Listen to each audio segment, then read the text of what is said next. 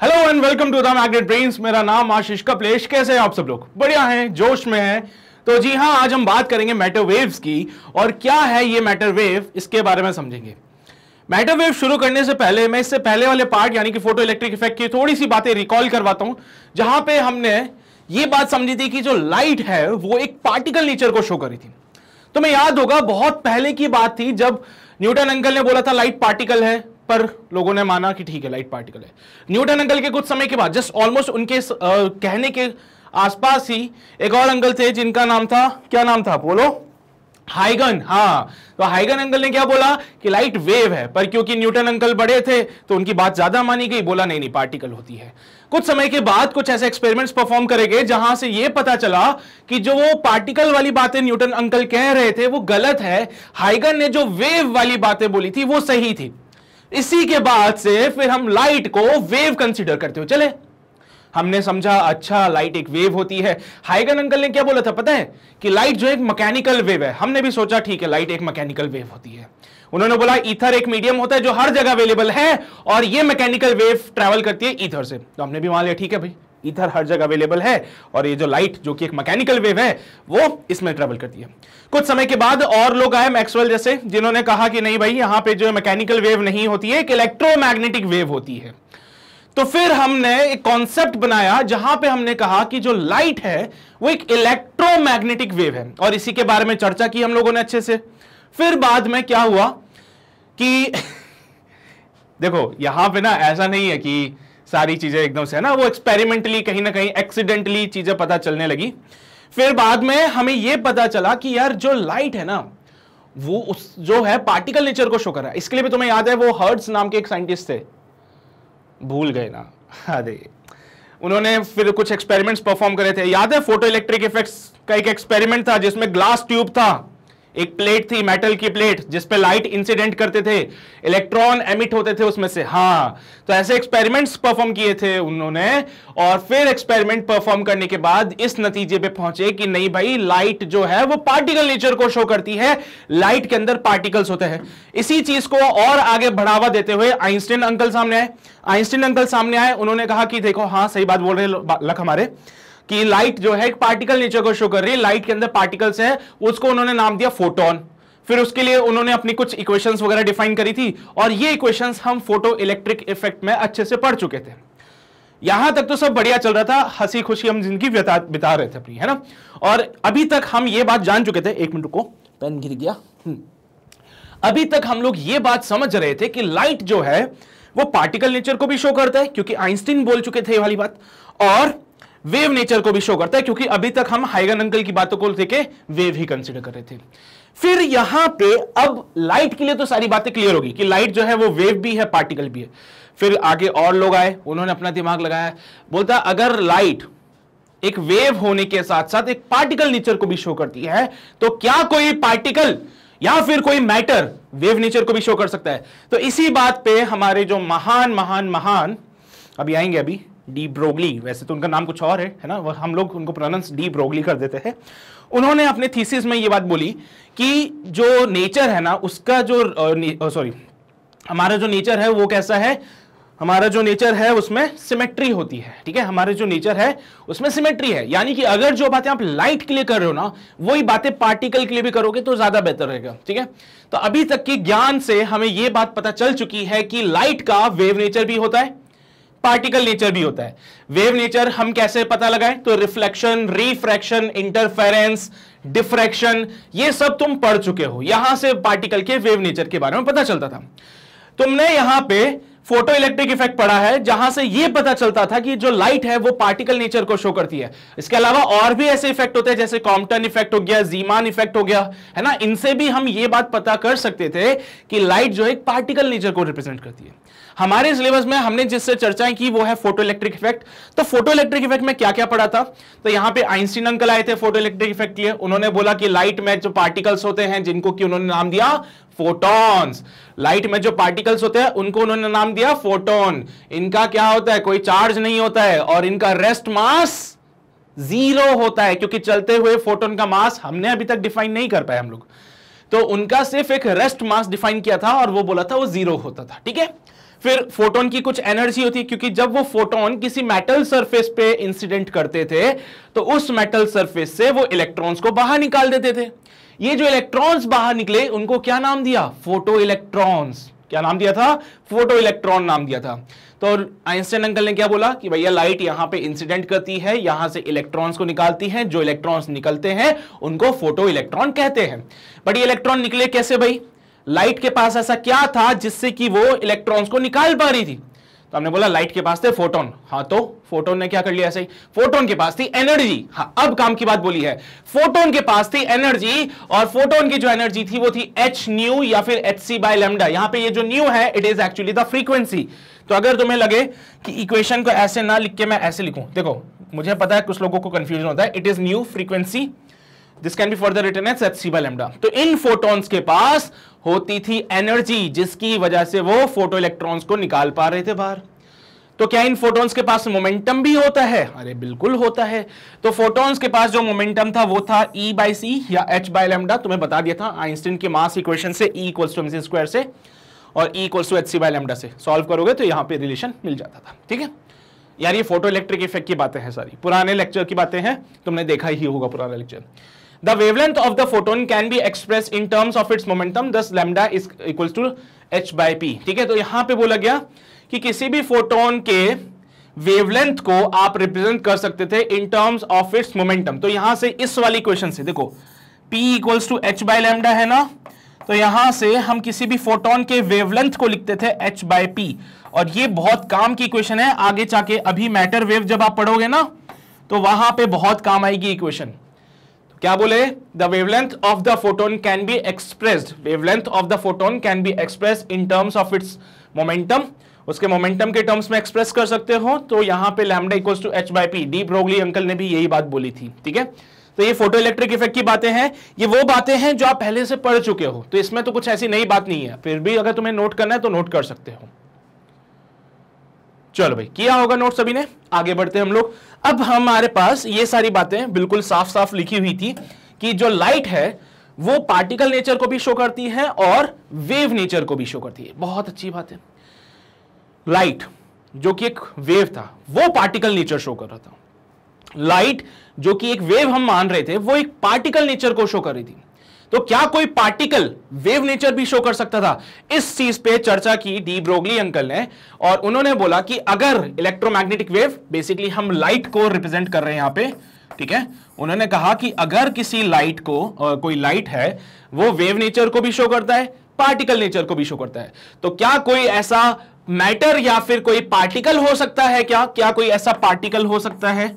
मैं यहां पे पार्टिकल लिख देता हूं या फिर मैटर लिख देता हूं। मैटर लिखना ज्यादा अच्छा रहेगा, है ना। मैटर में कुछ भी हो सकता है, तुम हो, मैं हूं, ये पेन है ना, ये बोर्ड है, तुम्हारी साइकिल हो गई, ये मैटर में आ जाते हैं सब कुछ। ठीक है, तो क्या वो मैटर भी वेव नेचर को शो कर सकता है क्या? क्योंकि मैटर जो है पार्टिकल नेचर को तो रिप्रेजेंट करता है, इस बात से हम सहमत हैं। कोई भी मैटर होता है वो पार्टिकल नेचर को शो करता है, इस बात से हम सहमत है बिल्कुल, है ना, कि भाई पार्टिकल नेचर या पार्टिकल नेचर शो हो रहा है ऑटोमेटिकली। इस पे लाइट फेंको, इसकी शैडो बन जाएगी, पार्टिकल नेचर। ठीक है, तो बेसिकली समझो वो लाइट का पार्टिकल नेचर है बेसिकली। ठीक है, तो हमने बोला कि अगर कोई मैटर है, मैटर कुछ भी हो सकता है, वो पार्टिकल नेचर को शो करेगा, तो क्या वो वेव नेचर को भी शो करता है क्या? इस चीज पे चर्चा करी डी ब्रोगली अंकल ने। इनका पूरा नाम लुइस डी ब्रोगली होता है ना, तो मतलब था उनका नाम, तो इनका कंप्लीट नाम था लुइस डी ब्रोगली। उन्होंने इस पे चर्चा की थी अराउंड 1924 में। अपने पीएचडी में जो थीसिस लिखते थे, अपने थीसिस में उन्होंने ये वाली बात लिखी थी वहां पे। ठीक है, तो अपने थीसिस में उन्होंने ये बात लिखी जिनसे इनको बहुत सारी उपाधियां मिली फिर आगे चल के। तो ऐसे ही महान महान काम करोगे तो उपाधियां तुम्हें भी मिलेगी। अभी का मेन काम क्या है हमारा, टर्म 2, उस पर फोकस करते हैं। तो पार्टिकल में इलेक्ट्रॉन के लिए उन्होंने चर्चा करी, और इलेक्ट्रॉन को ही क्यों कंसीडर किया? इसकी जगह कोई गाड़ी ले लेते सर, क्यों उन्होंने इलेक्ट्रॉन को ही लिया? कोई कार ले लेते, कोई आदमी ले लेते, क्योंकि ये सब तो मैटर है ना, कार है, कोई पर्सन है, ये सब क्या है? मैटर है। तो ये तो मैटर अगर है तो ये पार्टिकल नेचर को शो करते हैं, ये पार्टिकल नेचर को तो शो करते ही हैं। बात ये चल रही थी कि ये जो है वेव नेचर को भी शो करते हैं, ऐसी बात डी ब्रोगली अंकल ने बोली। डी ब्रोगली अंकल ने क्या बोला कि कोई मैटर है तो वो पार्टिकल नेचर को तो शो करता ही है, लेकिन साथ साथ वेव नेचर को भी शो करता है। और इस चीज को प्रूव करने के लिए उन्होंने किसको कंसीडर करा? इलेक्ट्रॉन को। ना द पॉइंट इज कि इलेक्ट्रॉन ही क्यों? सही है ना यार, ऐसा क्या खास है इलेक्ट्रॉन में? ये तो दिखता भी नहीं है। गाड़ी ले लेते हैं जो दिखती है, इंसान ले लेते हैं जो दिखता है, ये पेन ले लेते हैं, किसी को तो लेते हैं ऐसा, आपने इलेक्ट्रॉन को ही क्यों कंसीडर किया?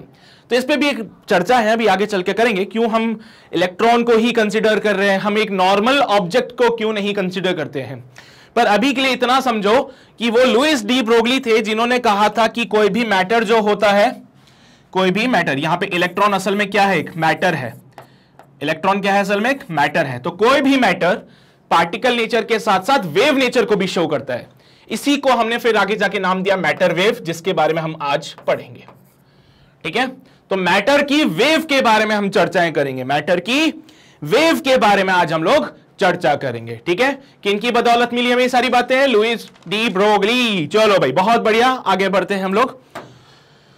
हाँ, तो उन्होंने अपनी थ्योरी में क्या क्या बातें बोली, फटाफट से नोट करना। देखो सारी बातें इंपॉर्टेंट है। सबसे पहली बात उन्होंने अपनी थ्योरी में जो बोली थी कि यहां पे each and every moving particle, ये देखो, each and every moving particle has some wave nature associated with itself, which is called the matter wave. इसी को मैटर वेव कहते हैं। कभी कभार कोई पूछता है भाई व्हाट इज मैटर वेव, तो बोलना कोई भी मूविंग पार्टिकल जो होता है उसके साथ उसकी वेव होती है। जैसे कि हम लोग चलते हैं तो हमारे साथ हमारी परछाई चलती है ना, वैसे ही कोई भी पार्टिकल अगर मूव करता है तो उसके साथ उसकी वेव चलती है, और उस वेव को कहते हैं मैटर वेव, क्योंकि किसी मैटर की वेव है वो, है ना, इसलिए इसको क्या बोलोगे? मैटर वेव कहोगे।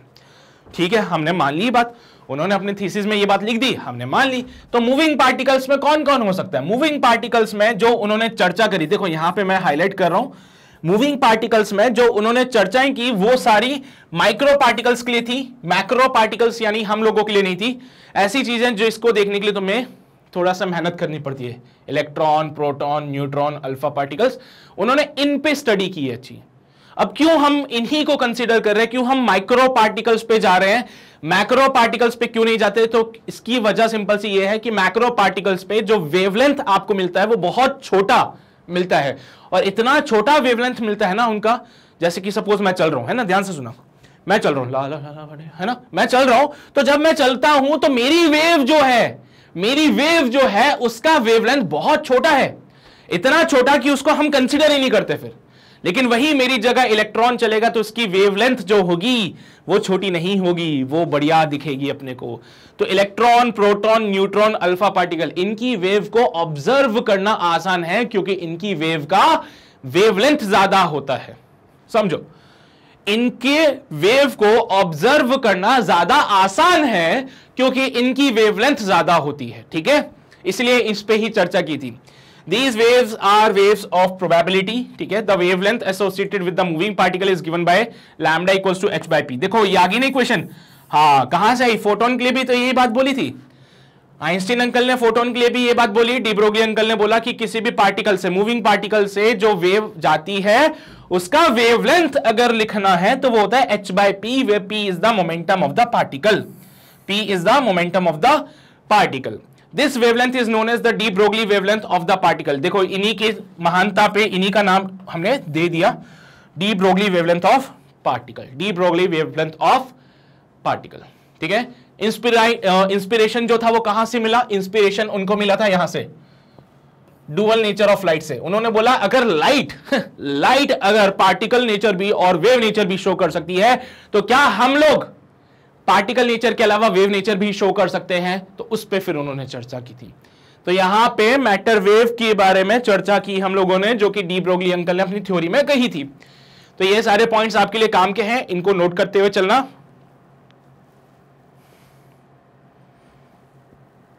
किया नोट सभी ने?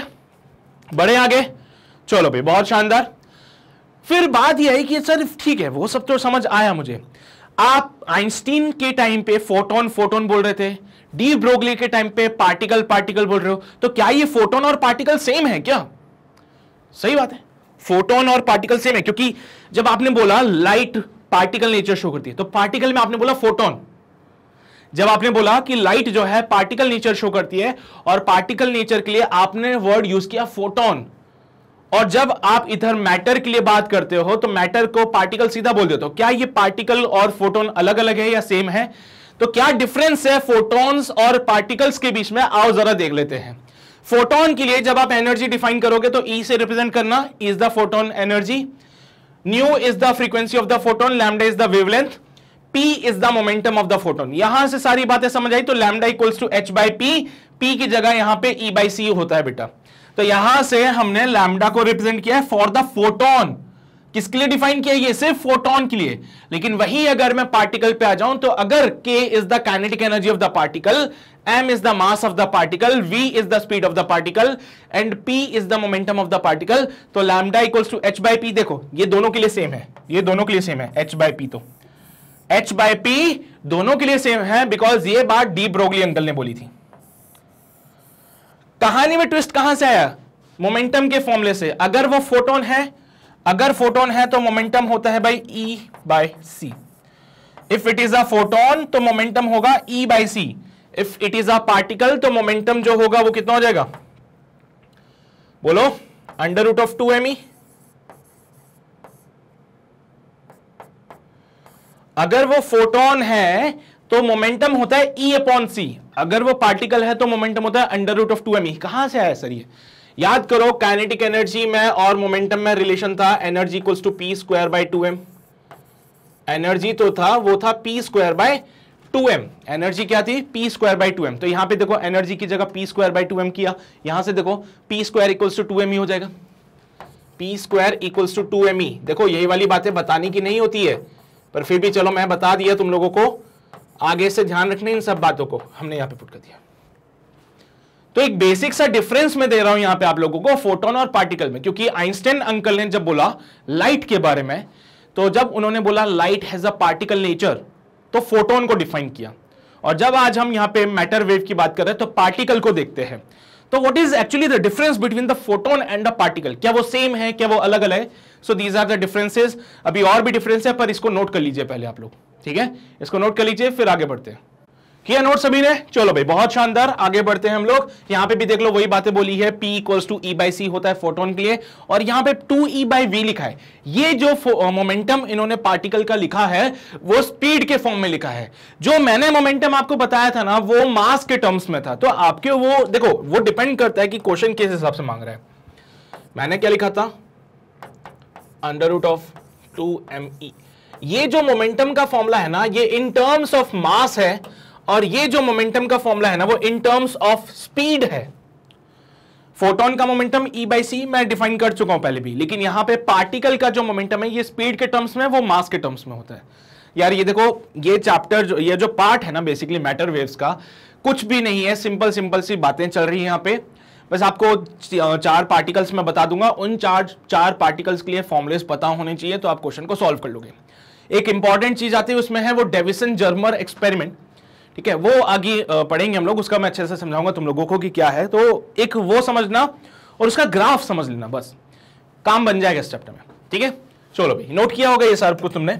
आगे बढ़ते हैं। फिर अब यहां पे मेन मुद्दा आता है कि सर अब तो बता दो कि क्यों आपने वो alpha particle, electron, proton, neutron ये कंसीडर किए, इसकी जगह कोई बड़ा मास क्यों नहीं कंसीडर किया? मतलब आपने माइक्रोस्कोपिक लेवल पे ही क्यों गए, मैक्रोस्कोपिक लेवल पे क्यों नहीं रहे आप? ट्रेन का ले लेते, ट्रेन भी तो चल रही है। जब ट्रेन चलती है तो क्या इसका भी कुछ वेव बनता है? फिर सपोज करो ट्रेन चल रही है तो ट्रेन का भी वेव होनी चाहिए थी ना। जब ट्रेन चलती है तो ट्रेन की भी तो वेव होनी चाहिए थी। तो क्यों ना आप इस वेव के बारे में बात करो। तो कोई भी मूविंग पार्टिकल जो है उसके साथ उसकी वेव एसोसिएटेड होती है। तो हमारे सामने ये ट्रेन चल रही है तो इसका भी मैटर वेव होना होगा। हाँ सर, इसका भी मैटर वेव होगा। ये हमें क्यों नहीं दिखता है, ये हमें क्यों नहीं पता चलता इसके बारे में? तो आओ जरा इसको समझते हैं। मैं एक केस कंसीडर कर लेता हूं। पहली बात तो H इक्वल्स टू क्या था formula? Lambda equals to lambda equals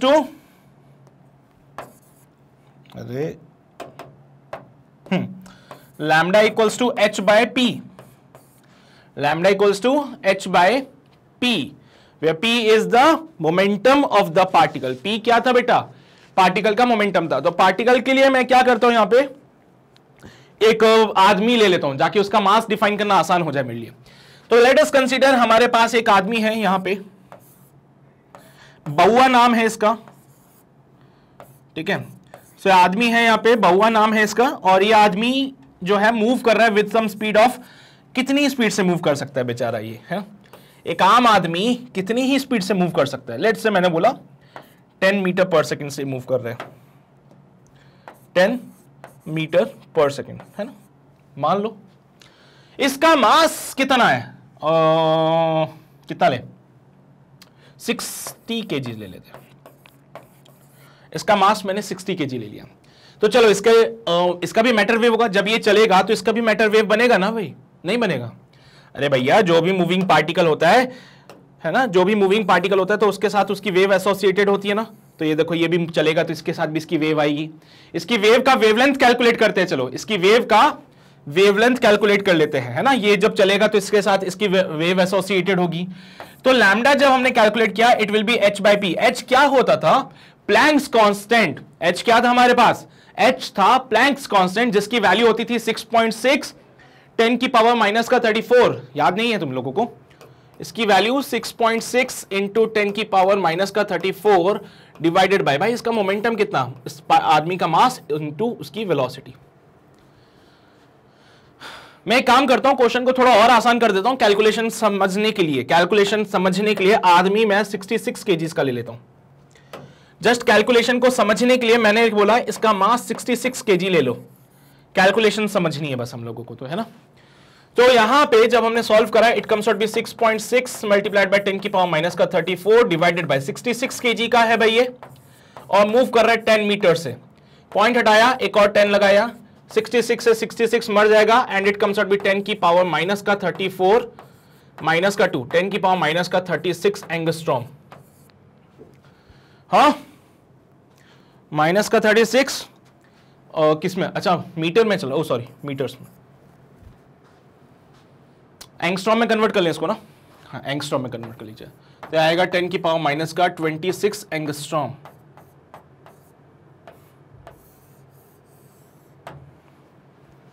अब तुम खुद ही सोचो, इतना छोटा वेवलेंथ, इतनी छोटी वेवलेंथ, भाई जब इतनी छोटी वेवलेंथ हो जाएगी तो उसको हम क्या ही ऑब्जर्व कर पाएंगे, इतनी छोटी वेवलेंथ को हम क्या ही ऑब्जर्व कर पाएंगे। तो आप देख सकते हो कि इसकी जो वेवलेंथ है वो बहुत छोटी है, इसलिए हम उसको डिटेक्ट नहीं कर पाते हैं या फिर कंसीडर नहीं कर पाते हैं, है ना।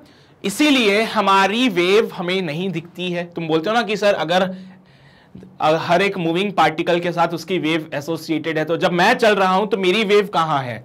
तुम्हारी वेव भी है, तुम्हारी वेव भी है। तुम अगर चलोगे तो तुम्हारी भी वेव होगी, लेकिन तुम्हारी जो वेवलेंथ है वेव की, तुम्हारे वेव की जो वेवलेंथ है वो बहुत छोटी है। इतनी छोटी है कि उसको हम देख ही नहीं पाते, उसको ऑब्जर्व ही नहीं कर पाते। इतनी छोटी वैल्यू है कि इसको हम ऑब्जर्व ही नहीं कर पाते। और यहीं पे अगर मैं इलेक्ट्रॉन की बात करूं, अब पॉइंट यह आया ना कि हमारे लिए क्यों नहीं सोचा उन्होंने, इलेक्ट्रॉन के लिए क्यों सोचा। अच्छा, तुम्हें लग रहा होगा सेट ये तो आपने एक आम आदमी की बात करी है, ट्रेन का मास तो ज्यादा होता है, इसके लिए करके देख लो। ट्रेन का मास कितना लेते हो तुम लोग? ट्रेन का मास कितना ले सकते हो तुम लोग? 10,000 केजी है ना, 10,000 KGs. 10,000 KG is the mass of the train. सोच लो, सोचने में क्या जा रहा है तुम्हारा। ट्रेन का मास 10,000 केजी। आओ इसको सॉल्व करते हैं यार। सो मैंने बोला ट्रेन का मास of the train is 10,000 KG, और ये ट्रेन मूव करेगी sir with the speed of 100 kilometres या फिर 100 मीटर पर सेकेंड, किलोमीटर्स पर सेकेंड कर लीजिए, चलो किलोमीटर्स पर आवर से वेलोसिटी ऑफ द ट्रेन। तो कितनी वेवलेंथ होगी इसकी? तो h/p, तो 6.6 मल्टीप्लाइड बाय 10 की पावर माइनस का 34 divided by mass of the train 10,000 है sir, into velocity of the train 100 kilometres, kilometres है तो मीटर्स में कन्वर्ट कर लीजिए, और डिवाइड बाय 3600 मीटर पर सेकंड में किया कन्वर्ट। 2 0 से तो 2 0 मर जाएंगे, 36 ऊपर चला जाएगा। तो 6.6 मल्टीप्लाइड बाय 36 मल्टीप्लाई बाय 10 की पावर माइनस का 34 डिवाइडेड बाय 1 2 3 4 5 6 7 10 की पावर 7। ये 7 ऊपर जाएगा, माइनस का 7 बन जाएगा। 36 इंटू 66 जो भी वैल्यू आएगी देख लेना यहाँ पे, मल्टीप्लाई बाय 10 की पावर कितना कर रहे हो यहाँ पे 34 एंड 7 माइनस का 41 बन रहा है, थिंक है ना।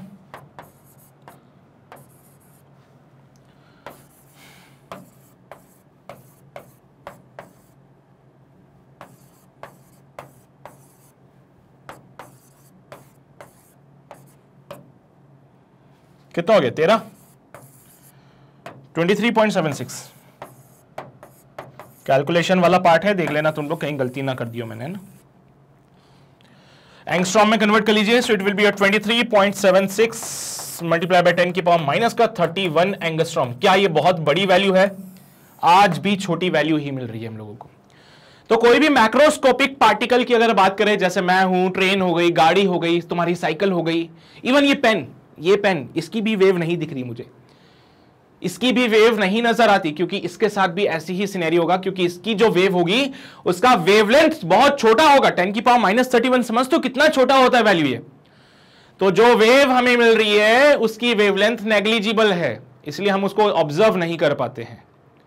लेकिन वहीं अगर किसी माइक्रोस्कोपिक पार्टिकल की बात करें, जैसे कि मैं इलेक्ट्रॉन की बात कर लेता हूं यहां पे, फॉर इलेक्ट्रॉन की बात कर लेते हैं हम लोग यहां पे, ठीक है, माइक्रोस्कोपिक पार्टिकल।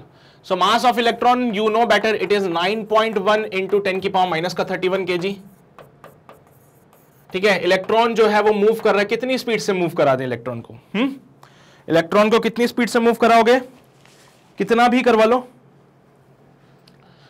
सबसे ज्यादा स्पीड कितनी ले सकते हो? इलेक्ट्रॉन बहुत स्पीड से चलता है ना सब, तो 10 की पावर 6 मीटर पर सेकंड ले लेते हैं। इलेक्ट्रॉन की स्पीड तो ज्यादा ही होती है, मीटर पर सेकंड है वो, ठीक है ना। अगर मैं इसकी बात करूं तो it will be h by P 6.6 multiply by 10 की पावर माइनस का 34 डिवाइडेड बाय 9.1 मल्टीप्लाई बाय 10 की पावर माइनस का 31 इंटू 10 की पावर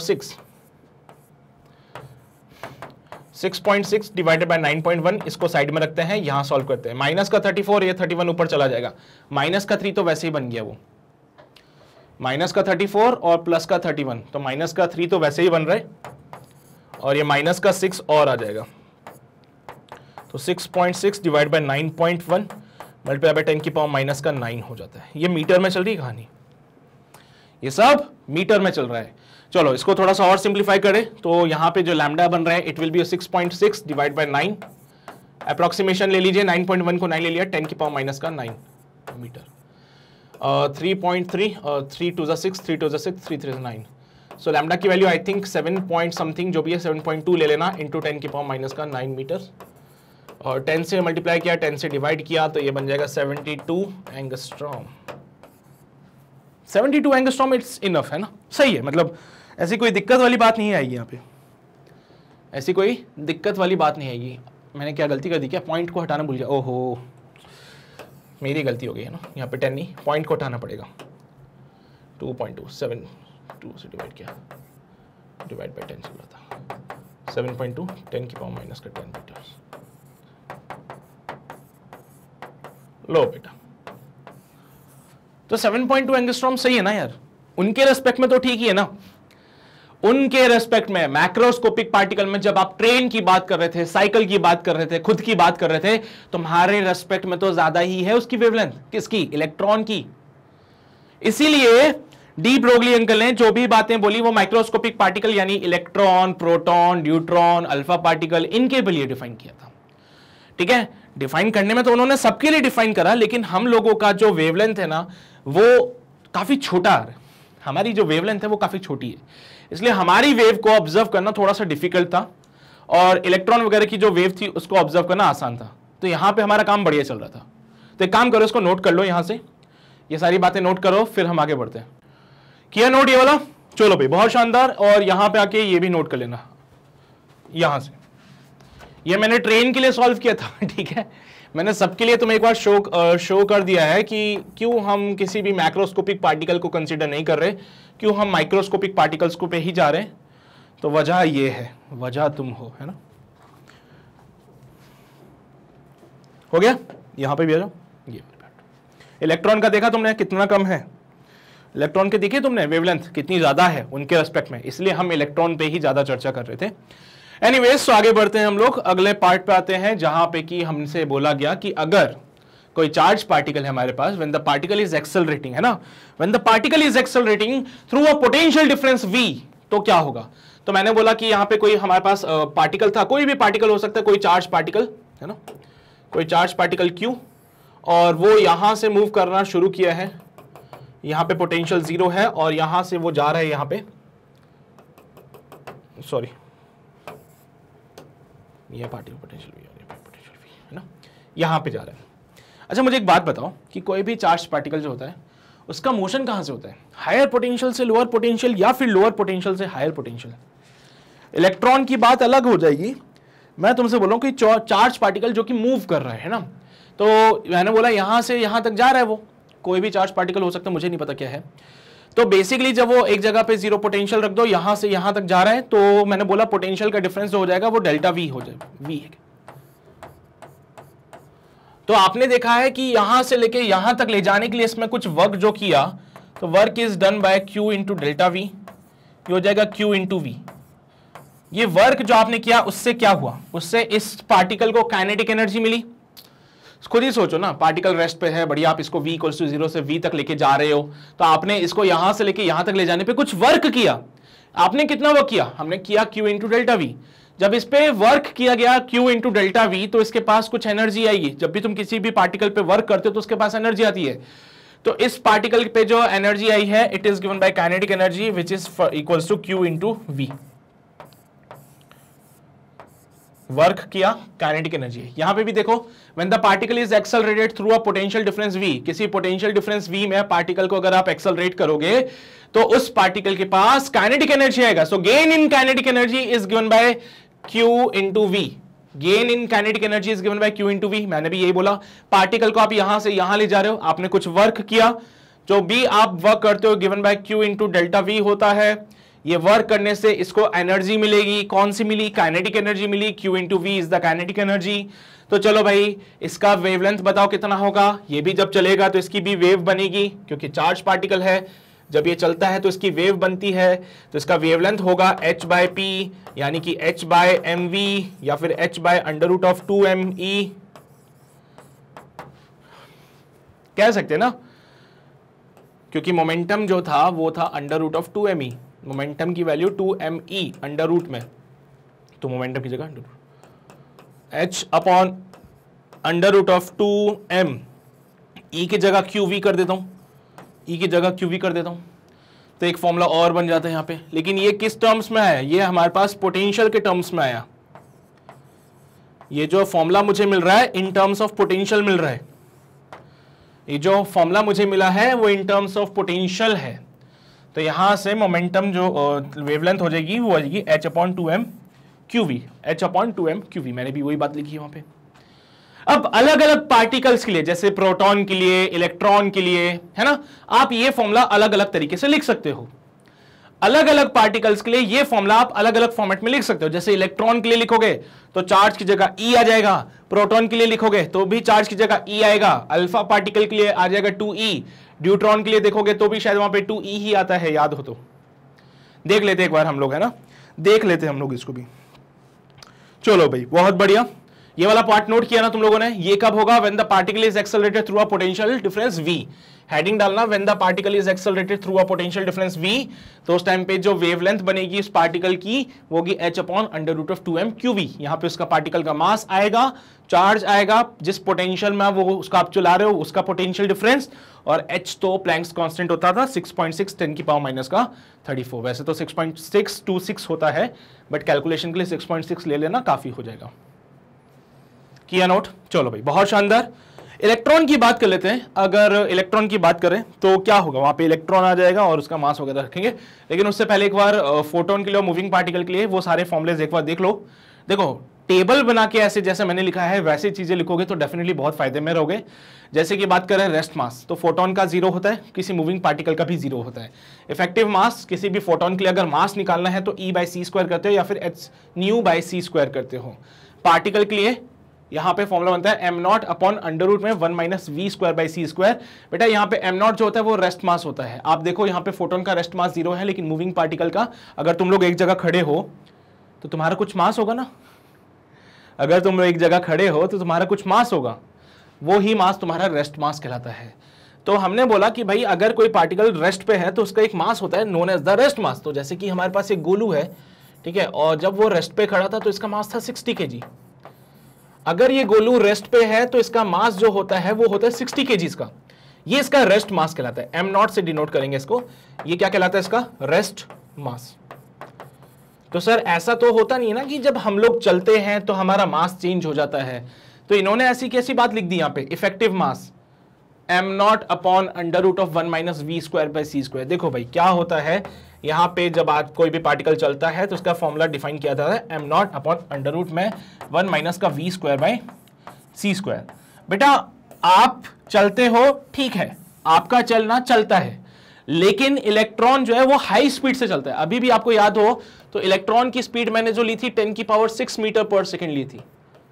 और आप जो चलते हो, जैसे मैं गोलू की बात करूं तो गोलू जो चल सकता है मैक्सिमम वो 10 मीटर पर सेकेंड, 20 मीटर पर सेकेंड, 30 मीटर पर सेकेंड, या तो ज्यादा से ज्यादा कितना 100 मीटर पर सेकेंड। ठीक है, तो गोलू जो होगा वो या तो 10 मीटर पर सेकेंड से चलेगा, 20 मीटर पर सेकेंड से, या फिर 100 मीटर पर सेकेंड से। तो एक मैक्रोस्कोपिक ऑब्जेक्ट के लिए हम डिफाइन करें तो ये बात वैलिड नहीं होती है। मैक्रोस्कोपिक ऑब्जेक्ट मतलब जैसे कि हम लोग हैं, हमारे लिए फॉर्मूला वैलिड नहीं है। हम लोग अगर रेस्ट पे हैं तो हमारा जितना मास है मूविंग में भी उतना ही मास होगा। क्यों? क्योंकि हमारी जो स्पीड होती है, हमारी जो स्पीड होती है वो बहुत ही ज्यादा छोटी होती है c से, जिसके कारण जो v square by c square करते हो ना वो हो जाता है नेग्लिजिबल।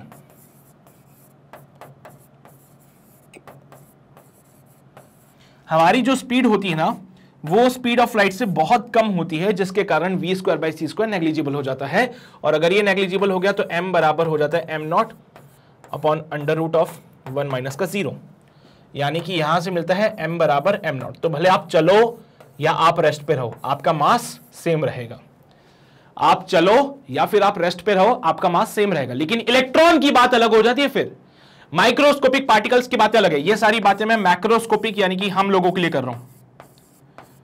ये जो भी बातें की है it is for the macroscopic particles, यानी कि मैं हम लोगों की बात कर रहा हूं। माइक्रोस्कोपिक पार्टिकल्स की बातें अलग हैं, क्योंकि माइक्रोस्कोपिक पार्टिकल्स के लिए ऐसी फॉर्मूले नहीं होते।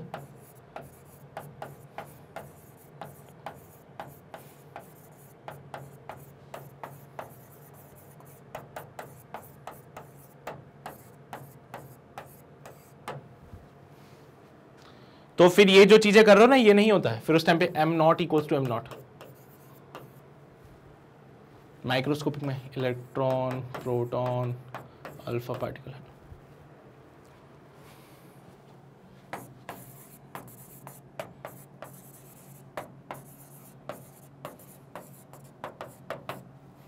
बस है, कार है, आदमी है ना, जो भी ये सब। तो यहां पे इस बात को समझना जरूरी है। फोटोन के लिए पिक्चर सिंपल सी चलती है, लेकिन यहां पे अगर पार्टिकल की बात करो तो पार्टिकल में समझ जाओ कि आप कौन से पार्टिकल की बात करो। बड़े पार्टिकल की बात करो या छोटे से पार्टिकल की बात कर रहे हो। बड़े पार्टिकल के लिए देखोगे तो अलग बातें हैं, छोटे से पार्टिकल के लिए नॉर्मल बातें हैं। तो ये एक मास का जो रिलेशन आता है उसको थोड़ा कंसिडर करना। किसी भी मूविंग पार्टिकल का जो मास होता है वो ये होता है, ये तो रेस्ट मास होता है। किसी भी मूविंग पार्टिकल का मास ये होता है m, किसी भी मूविंग पार्टिकल का मास m होता है। और अगर बात करूं मैं माइक्रोस्कोपिक पार्टिकल्स की, तो माइक्रोस्कोपिक में तो क्या होता है भाई, m m नॉट बराबर हो जाते हैं। लेकिन माइक्रोस्कोपिक पार्टिकल्स के लिए ये बात वैलिड नहीं होती है। फिर क्लियर है सारी बातें? नोट करना चाहते हो कर लो, तुम्हारी मर्जी है, फिर हम आगे बढ़ेंगे।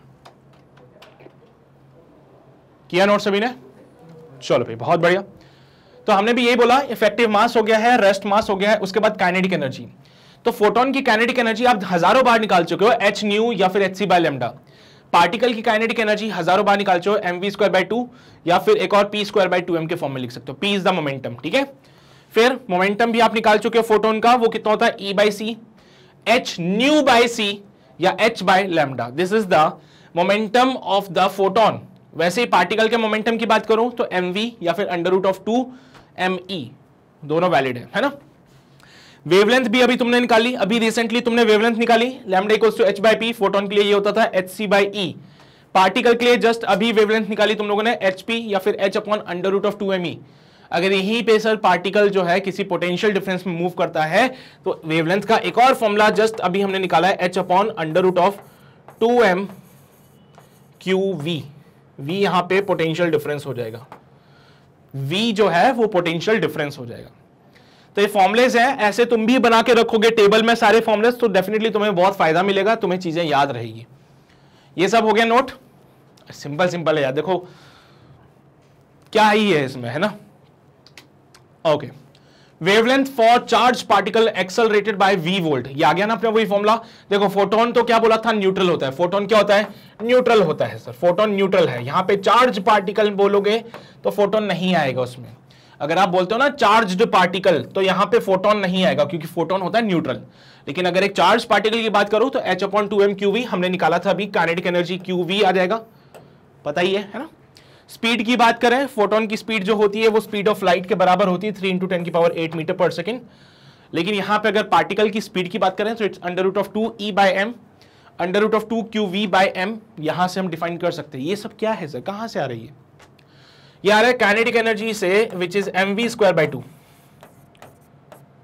तो 2e is equal to mv², so 2e by m is your v²।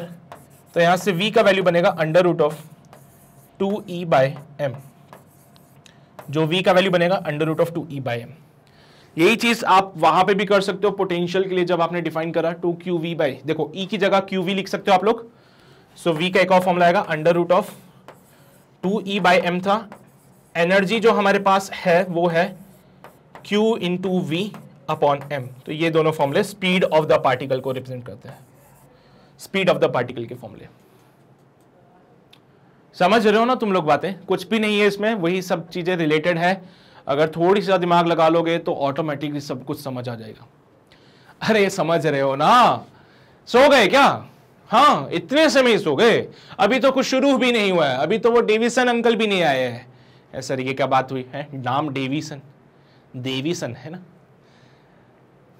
और काम देखो भाई उनके, खतरनाक काम किया उन्होंने, अभी दिखाऊंगा तुम्हें उनका काम भी। ये चलो भाई ये सब चीजें तो हो गई। अब जरा एक बार चार्ज पार्टिकल्स पे आ जाते हैं, जैसे कि इलेक्ट्रॉन प्रोटॉन की बातें कर लेते हैं, उनके लिए क्या वेवलेंथ होती है वो निकाल लेते हैं, क्योंकि यहां से क्वेश्चन बनने की संभावना होती है हमारे पास। फिर अगर न्यूमेरिकल टाइप का क्वेश्चन बनता है तो इधर से पूछने के चांसेस होते हैं हमारे पास। सबसे पहले मैं बात करता हूं इलेक्ट्रॉन की। तो भाई इलेक्ट्रॉन की अगर हम बात करें तो तुम भी जानते हो, मैं भी जानता हूं, मास of the electron is 9.1 into 10⁻⁻³ kg। Charge of the electron is 1.6 into 10⁻⁻19 coulomb. और प्लैंक अंकल की तो बात ही छोड़ो, 6.626 10⁻34 जूल सेकेंड। और चलो भाई डी ब्रोगली अंकल की वेवलेंथ के हिसाब से जो फॉर्मूला बनना था, फॉर्मूला बनता है h अपॉन अंडर रूट में 2mqv, 2mqv। Now just put the values put करो यहां पे सारी की सारी। h की जगह 6.626 10⁻⁻34, 2 इंटू मास की जगह देखो ये रहा मास, ये रहा चार्ज और ये रहा पोटेंशियल। सो 2mqv लिखा यहां पे, कैलकुलेशन करने की जरूरत नहीं है, सीधा सीधा है आंसर, याद कर लोगे तो ज्यादा फायदे में रहोगे। And your lambda, value of lambda comes out be 12.27 divide by root of v angstrom. बार बार कह रहा हूं मैं, अगर डायरेक्टली याद कर लोगे तो फायदे में रहोगे। Answer is 12.27 upon under root of v angstrom. क्या बात समझे यहां से कि जो वेवलेंथ होता है इनवर्सली प्रोपोर्शनल है अंडर रूट ऑफ v, यानी पोटेंशियल के। Wavelength is inversely proportional to the under root of v, यानी कि पोटेंशियल के अंडर रूट के इनवर्सली प्रोपोर्शनल है वेवलेंथ। तो अगर lambda versus 1 upon under root of v का ग्राफ बनाओगे तो भाई ठीक है ना, lambda is proportional to 1 upon under root of v, तो एक स्ट्रेट लाइन का कर्व बनेगा पासिंग थ्रू द ओरिजिन से पास होता वो बन रहा है। लेकिन अगर लैम्डा का और अंडर रूट ऑफ v का ग्राफ बनाओगे तो आप देख सकते हो यहां पे क्या बन रहा है, इनवर्स वाला रिलेशन समझते हो ना तुम लोग। तो चलो भाई, तो यहां पे दिस इज द पार्ट। अब बोला गया कि भाई यहां पे अगर इसको और अच्छे से सॉल्व करें तो एक तरीका और बनता है, लैम्डा का एक फॉर्मूला और बन जाता है under root of 150 divided by v, ऐसे करके भी लिख सकते हो। ये आंसर भी बिल्कुल वैलिड है आपका। एक्चुअली जब अंडर रूट ऑफ 150 सॉल्व करोगे ना तो ये आंसर मिलेगा। लैम्डा की वैल्यू बनती है under root of 150 upon v, इसको सॉल्व करोगे तो 12.27 अपॉन वी आएगा। बट जो मेन फॉर्मूला इंपॉर्टेंट होगा आप लोगों के लिए वो यही होगा बेटा, जो मेन फॉर्मूला इंपॉर्टेंट है वो यही है, इसी पे ज्यादा कमांड बना के रखो। The potential difference required to stop an electron of wavelength lambda is given by this. Now ये आपके पास वेवलेंथ आ गई। It is what? It is the wavelength associated with electron. Electron की वेवलेंथ कोई पूछ ले कितनी है तो बोलना 12.27 upon under root of we angstrom. Electron की वेवलेंथ कितनी है? 12.27 upon under root of v. लिख देता हूं मैं यहां पे, wavelength of electron is 12.27 divide by under root of we angstrom. बहुत काम का फॉर्मूला है, आगे चल के काम आएगा बहुत ज्यादा। ठीक है, कहां से आया फॉर्मूला? हमारे पास ये वैल्यू फॉर्मूला था, इसमें बस हमने वैल्यूज को पुट करा है, सॉल्व करा तो वो मिला है। ठीक है, छाप लो भाई, इलेक्ट्रॉन की बातें हैं, छाप लीजिए इसको, फिर आगे प्रोटॉन की बातें भी करेंगे भी हम लोग। किया नोट सभी ने? पक्का? बढ़े आगे? चलो भाई, तो ये हो गया हमारे इलेक्ट्रॉन की बातें। अब हम आते हैं सीधा प्रोटॉन पे। तो सेकंड नंबर पे कौन है हमारा? प्रोटॉन है sir. Mass of the proton we know it is 1.67 10 की पावर माइनस का 27। चार्ज ऑफ द प्रोटॉन बताने की जरूरत तो नहीं है ना, बता दो सर, हम भूल जाते हैं बार बार। It is the charge of the proton 1.6 10 की पावर माइनस का 19 कूलम। और फिर से जब वो डी ब्रोगली अंकल के वेवलेंथ वाले फॉर्मूले में इनकी वैल्यूज को पुट करेंगे तो आपको जो आंसर मिलेगा 2mq इंटू वी करके, और यहां पे जस्ट वैल्यूज को पुट कीजिए तो आंसर मिलेगा ये वाला। यानी कि प्रोटॉन का जो वेवलेंथ बनेगा वो बनेगा 0.286 upon under root of we angstrom.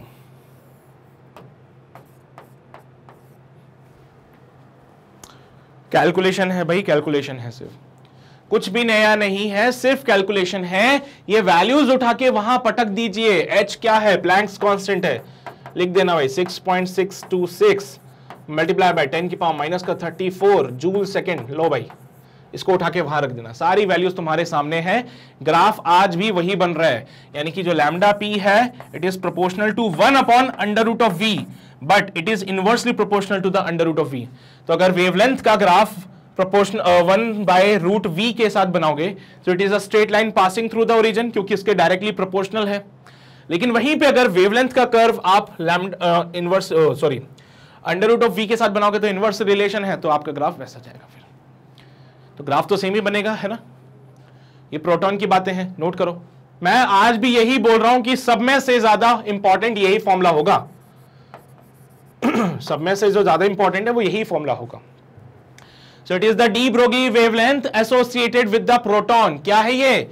De Broglie wavelength of the proton. Proton का जो डी ब्रोगली वेवलेंथ है वो है ये।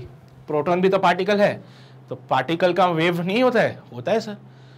तो प्रोटॉन भी एक पार्टिकल है, पार्टिकल भी वेव नेचर को शो करता है, और इस पार्टिकल की वेवलेंथ आती है 0.286 अपॉन में under root of we angstrom.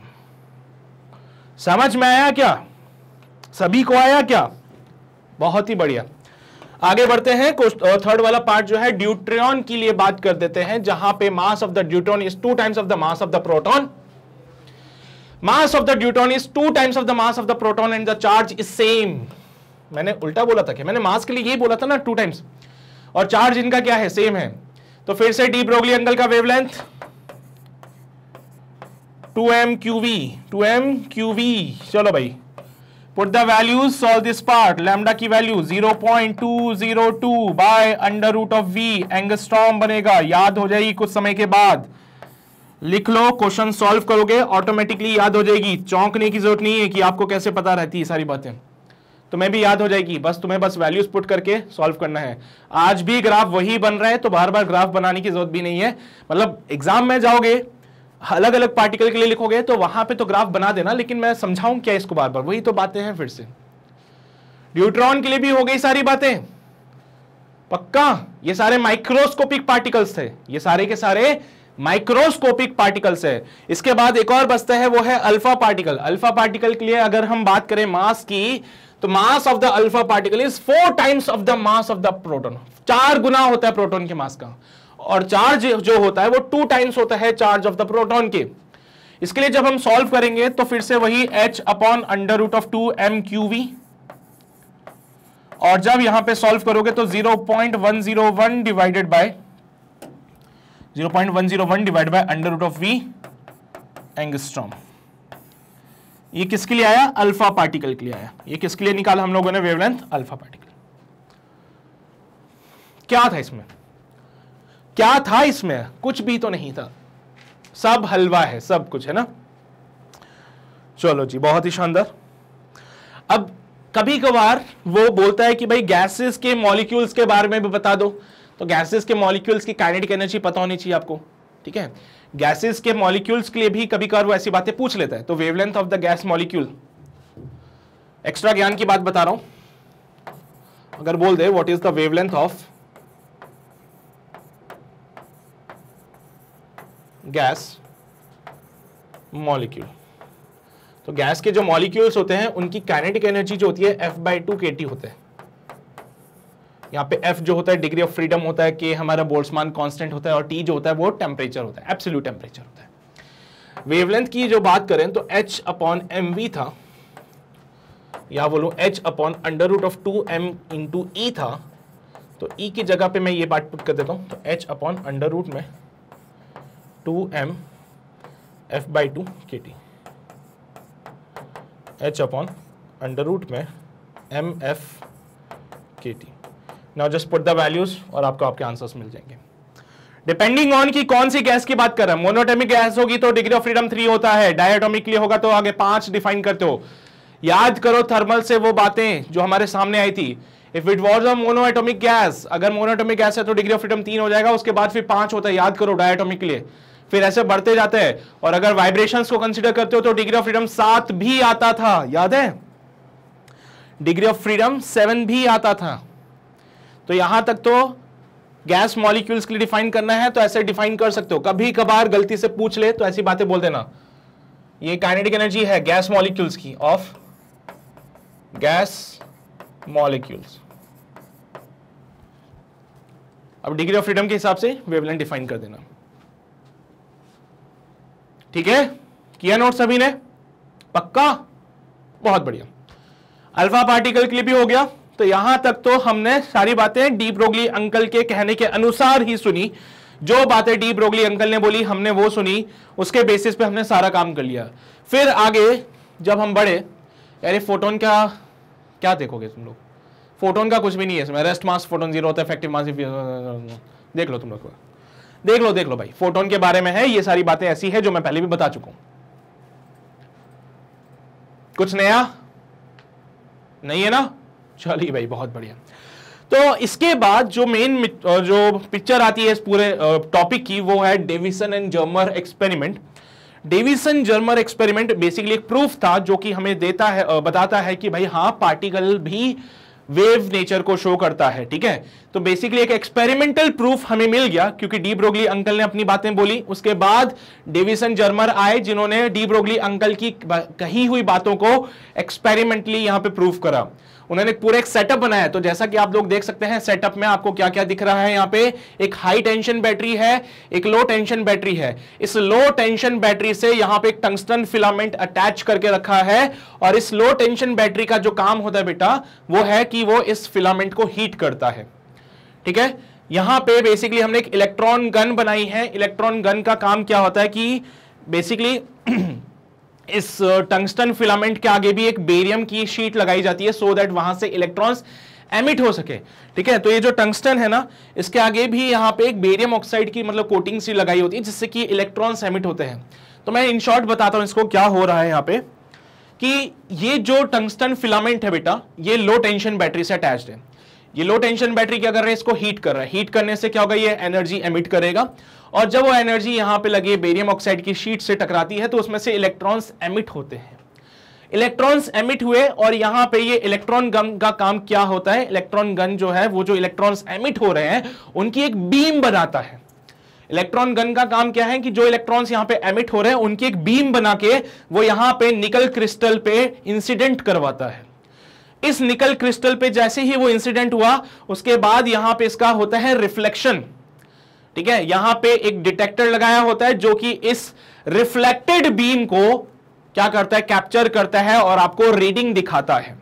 तो बेसिकली एक छोटा सा सेटअप है, इसमें क्या क्या है, यहां पे एक लो टेंशन बैटरी है। अभी एक डायग्राम बता दूंगा जो तुम्हें अपने आंसर शीट में बनाना होगा, क्योंकि ये चीजें तो तुम बनाओगे नहीं, बस तुम्हें समझाने के लिए है कि हुआ क्या है यहां पे बेसिकली। ठीक है, तो क्या है भाई, एक तो टंगस्टन फिलामेंट है जिसको कि एक लो टेंशन बैटरी से आपने अटैच करके रखा है जो इसको हीट कर रहा है।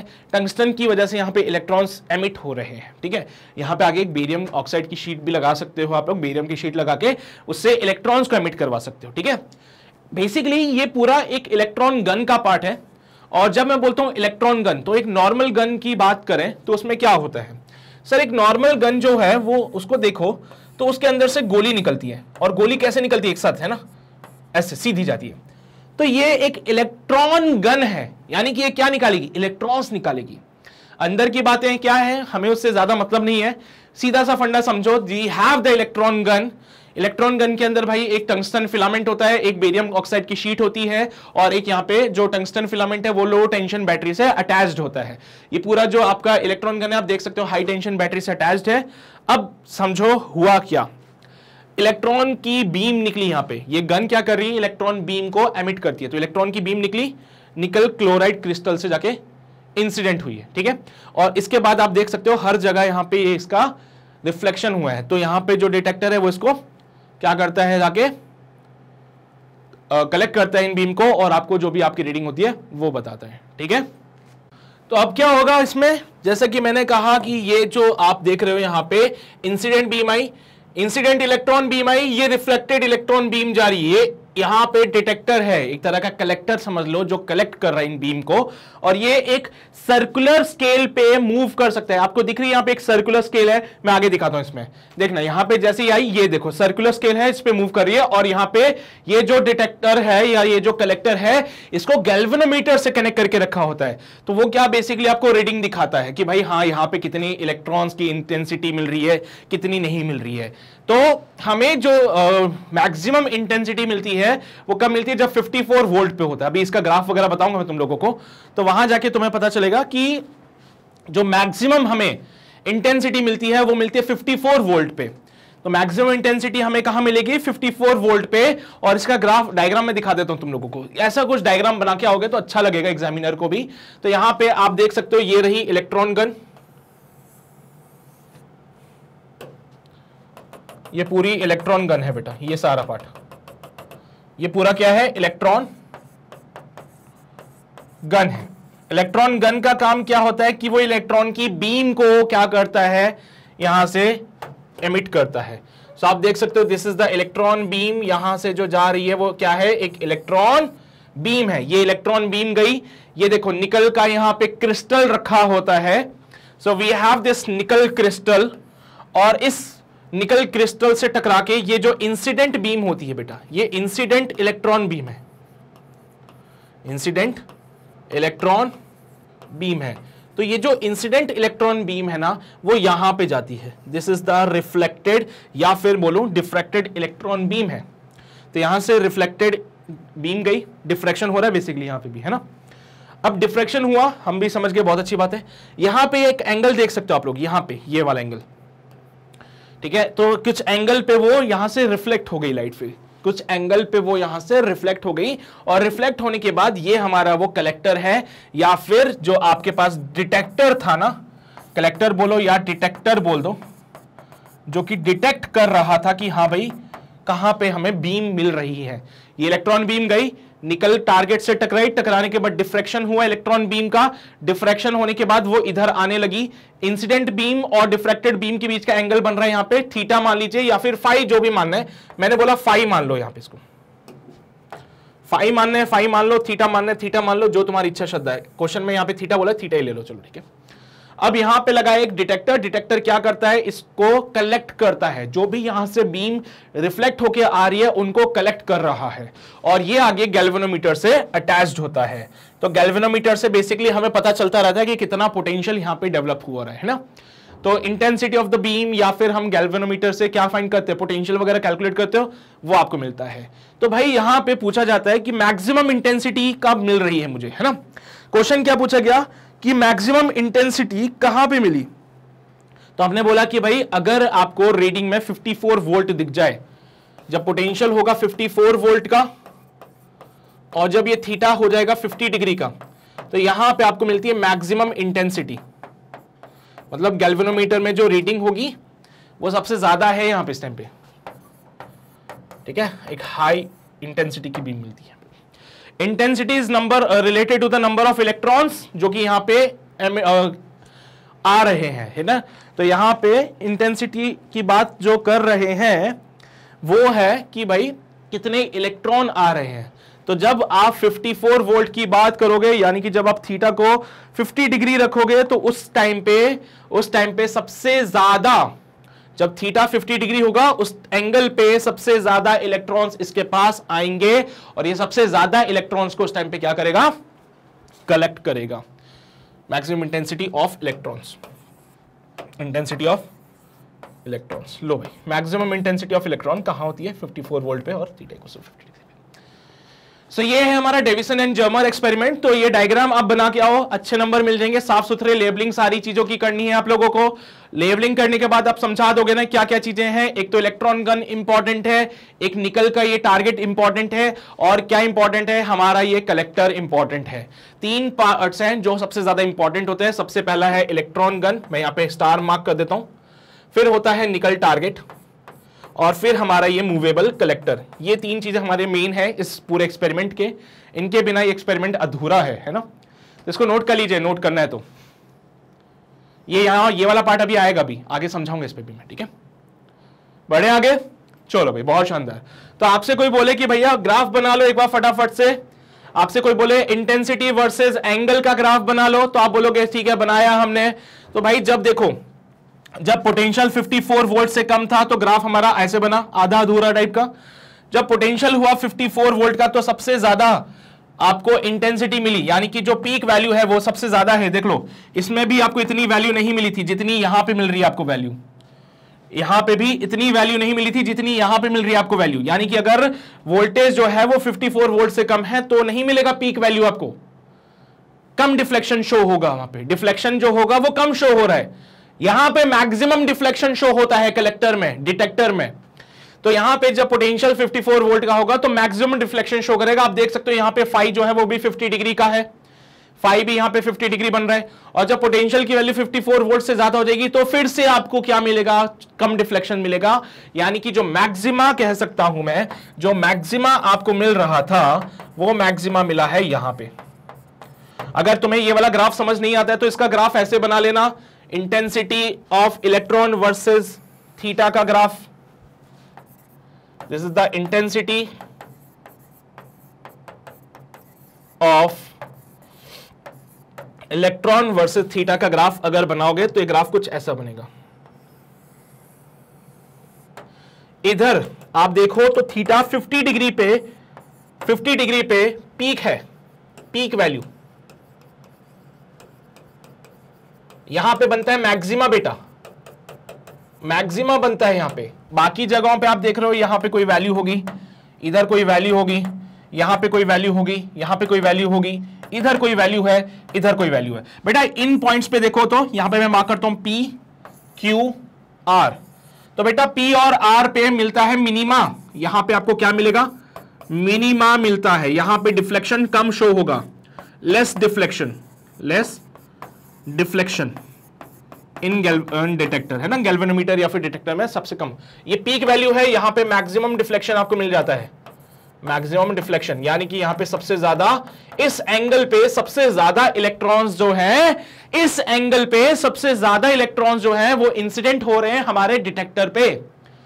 जो आप, जैसे आपने डिटेक्टर को मूव कराया, डिटेक्टर को मूव करवा के अगर आपने 50 डिग्री पे उसको सेट कर दिया तो वहां पे सबसे ज्यादा आपको डिफ्लेक्शन शो हो जाएगा। यानी कि सबसे ज्यादा इलेक्ट्रॉन्स जो है वो 50 डिग्री पे आ रहे हैं, ठीक है सर। उसके आस पड़ोस में भी इलेक्ट्रॉन्स जाके गिर रहे हैं, उसके आस पड़ोस में भी इलेक्ट्रॉन गिर रहे हैं। ऐसा नहीं कि सिर्फ यहीं पे आ रहे सारे इलेक्ट्रॉन्स, उसके आस पड़ोस में भी इलेक्ट्रॉन गिर रहे हैं। लेकिन सबसे ज्यादा कम इलेक्ट्रॉन्स कहां मिल रहे हैं, P और R पे। मान लो ये हमारा कितना डिग्री ले लूं, 10 डिग्री ले लेता हूं, और ये मैं ले लेता हूं 90 डिग्री, चलो 80 डिग्री लो। तो मैंने बोला 10 डिग्री पे अगर मैंने इसको रखा तो मुझे कम डिफ्लेक्शन शो करेगा, 80 डिग्री पे रखा तो भी कम डिफ्लेक्शन शो करेगा, लेकिन अगर 50 डिग्री पे रखूंगा तो सबसे ज्यादा डिफ्लेक्शन शो होगा मुझे, सबसे ज्यादा डिफ्लेक्शन शो होगा मुझे। ठीक है, सारी बातें किसकी कर रहे हैं? डिफ्लेक्शन की कर रहे हैं। किसमें हो रहा है? अरे वो डिटेक्टर, जो गैल्वेनोमीटर जो कि डिटेक्टर से अटैच था, उसकी डिफ्लेक्शन की बातें हो रही है। पर सर यहां पे हमें कैसे पता चला कि इलेक्ट्रॉन एक वेव नेचर को शो कर रहा है? हमें कैसे पता चला कि इलेक्ट्रॉन का वेव नेचर है? अरे भाई साहब तुम मुझे एक बात बताओ, जब यहां से इलेक्ट्रॉन बीम गई थी और ये निकल क्रिस्टल से टकरा के जब इधर आई थी तो पहली बात तो इसका डिफ्रेक्शन हुआ। उसके अलावा और समझो, ये हमारा मूवेबल डिटेक्टर जो था, जो हमारा मूवेबल डिटेक्टर जो था वो क्या कर रहा था? ये इलेक्ट्रॉन बीम थी बेटा, incident electron beam, incident electron beam. अगर ये एक पार्टिकल होता, अगर ये पार्टिकल होता तो सारे इलेक्ट्रॉन यहीं पे आने चाहिए थे, है ना? हमारा ये डिटेक्टर है बेटा, ये अगर ये पार्टिकल होता तो सारे इलेक्ट्रॉन यहीं आ जाते, सारे इलेक्ट्रॉन यहीं आने चाहिए थे, या फिर बराबर से बट जाने चाहिए थे। ऐसा क्यों हुआ कि किसी जगह पे मैक्सिमा मिला, किसी जगह पे मिनिमा मिला? जैसे यहां पे इस एंगल पे देखो, यहां पे मुझे मिनिमा मिला, यहां पे कम इलेक्ट्रॉन्स गिर रहे हैं, यहां पे भी मुझे मिनिमा मिला, कम इलेक्ट्रॉन्स मिले, यहां पे मुझे मैक्सिमा मिल गया। ऐसा नहीं है कि सारे इलेक्ट्रॉन्स एक ही जगह पे आ गए, कुछ इलेक्ट्रॉन्स यहां पे भी आ रहे, कुछ इलेक्ट्रॉन यहां पे भी आ रहे।